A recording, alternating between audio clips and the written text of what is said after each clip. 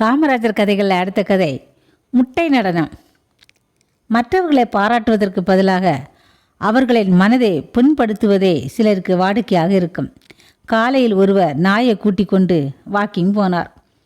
எதிரே வந்த ஒருவர் இவரை பார்த்து, என்ன காலையில் குரங்கை கூட்டிக் கொண்டு எங்கேயோ போகிற மாதிரி இருக்கு என்றார். குரங்கா? நான் நாயைத்தானே கூட்டிக் கொண்டு போகிறேன் என்றார் அவர். நான் உங்களிடமா கேட்டேன், நாயிடமல்லவா கேட்டேன் என்று இவர் சொல்ல குரங்காகி போனார், குதித்து போனார். ஓஹோ, நாயிடம் கேட்டீங்களா? சரிதான், இனத்தோடு தானே பேசும், பதிலுக்கு கடித்தார். இப்படி இல்லாமல் மற்றவர்களை மதிக்கவும் பாராட்டவும் கூடிய பண்பை பெறுவதே சிறப்பு. இத்தகைய பண்புகளை பெருந்தலைவர் காமராஜர் சிறு வயதிலேயே பெற்றிருந்தார்.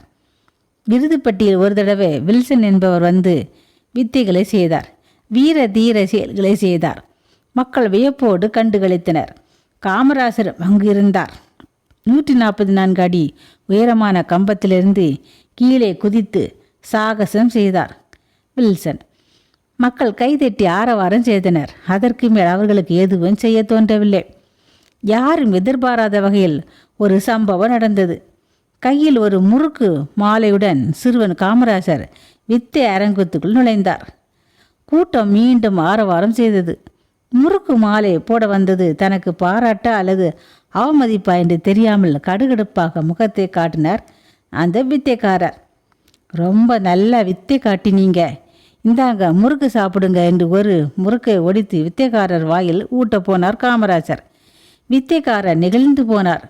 கள்ளங்கபடமற்ற அந்த பாராட்டுரையை கேட்டு முறுக்கு மாலையை பெற்றுக்கொண்ட வித்தைக்காரர் காமராஜர் முதுகில் தட்டி கொடுத்தார்.